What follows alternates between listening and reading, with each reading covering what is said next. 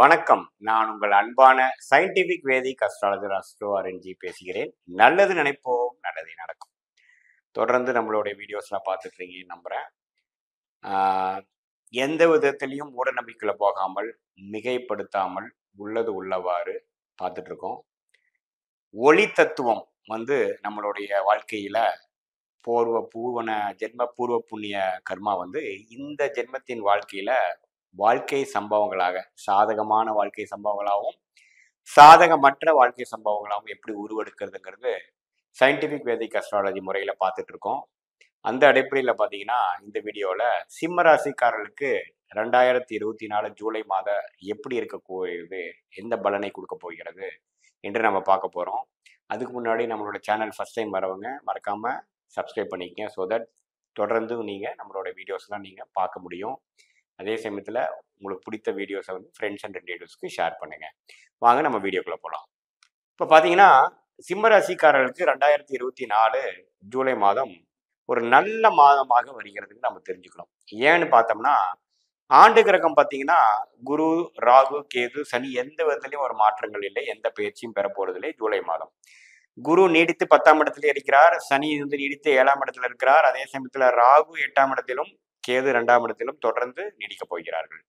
ஆனால் மாத கிரகம் என்று சொல்லப்படுகிற யோகமான கிரகம் என்று சொல்லப்படுகிற செவ்வாய் பார்த்தீங்கன்னா 9ஆம் இடத்திலிருந்து 10ஆம் இடம் என்று சொல்லப்படுகிற நல்ல ஒரு இடத்துக்கு குரு, முன்னொரு நல்ல கிரகமாகிய குருவோட செவ்வாய் சேர்றது நல்ல ஒரு யோகம் சிம்மராசிக்காரர்களுக்கு.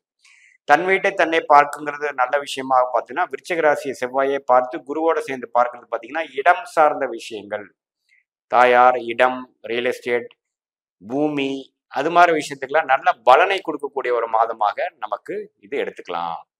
குறிப்பா செவ்வாய் வந்து ஜூலை 13ஆம் தேதி வந்து 10ஆம் இடத்துக்கு வர்றது அருமையான விஷயம். சிம்மராசிக்காரங்க சில விஷயங்கள் எதிர்பார்க்கிறவங்களுக்கு நல்ல ஒரு விஷயத்தை கொடுக்கக்கூடியது.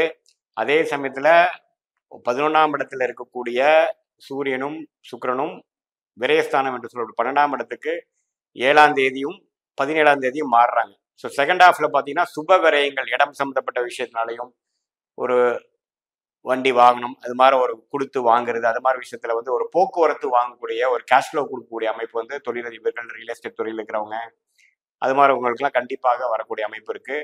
அதே சமயத்துல புதன்கிற கிரகம் ராசிக்குள்ளேயே வர்றதும் அதுக்கு பிடித்த நட்பு வீட்டிலேயே இருக்கிறது பார்த்தீங்கன்னா நல்ல புத்தி கூர்மையாகவும் ஓரளவுக்கு செயல்திறன் மிக்க ஒரு விஷயத்துல நம்ம செய்யக்கூடிய அமைப்பு கண்டிப்பாக சிம்மராசிக்காரர்களுக்கு உண்டு. ஸோ பொதுவாக பார்க்கும் பொழுது எல்லா கிரகங்களும் ஓரளவுக்கு நல்லா வருது. குறிப்பாக வந்து இடம் சார்ந்த விஷயங்கள், ரியல் எஸ்டேட், மருத்துவம், கேட்ரிங், அது மாதிரி இருக்கிறவங்களுக்கு நல்ல ஒரு பலனை கொடுக்கக்கூடிய அமைப்பு கண்டிப்பாக உண்டு. இந்த விஷயத்தை வந்து தொழில் முனைப்பு இருக்கிறவங்க, கொஞ்சம் வாழ்க்கையில் முன்னேறணும், ஒரு வேலையில் வந்து பயங்கர முயற்சி எடுக்கிறவங்களுக்குலாம் ஒரு ஒரு மேஜிக் மாதிரி நடக்கக்கூடியது. அதாவது குறிப்பாக செகண்ட் ஹாஃப் ஆஃப் ஜூலை மாதம் பார்த்தீங்கன்னா சில விஷயங்கள் டக் டக் டக்குன்னு நடந்து உங்களுக்கு ஒரு ஒரு ஒரு ஸ்டெப்லேருந்து அடுத்த ஸ்டெப் கொண்டு போகக்கூடிய நல்ல அமைப்பு. ஒரு பெரிய ஆர்டர்ஸ் ப்ராஜெக்ட்ல எதிர்பார்க்குறவங்களுக்கு பார்த்தீங்கன்னா டக்குன்னு நல்ல கைகேறி வரக்கூடிய அமைப்புகள் கண்டிப்பாக இருக்குது. இடம் சார்ந்த விஷயத்துல நல்ல யோகத்தை கொடுக்கக்கூடிய அமைப்பு இருக்கு. இந்த டைம் நீங்கள் நல்லா யூஸ் பண்ணிக்கணும்.